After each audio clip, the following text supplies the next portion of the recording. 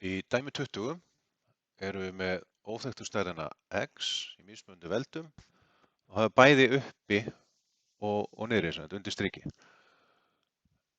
Til þess að einfalda þetta, þá er hentugast að gera þetta eftirfarandi hátt. X í 5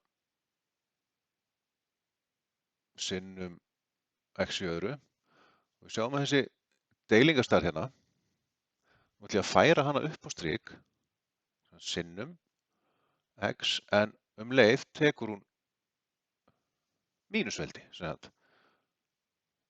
Fjarkinn hérna, sem er í plús undir striki, ef við færum hann upp á strik, þá verður hann mínustala.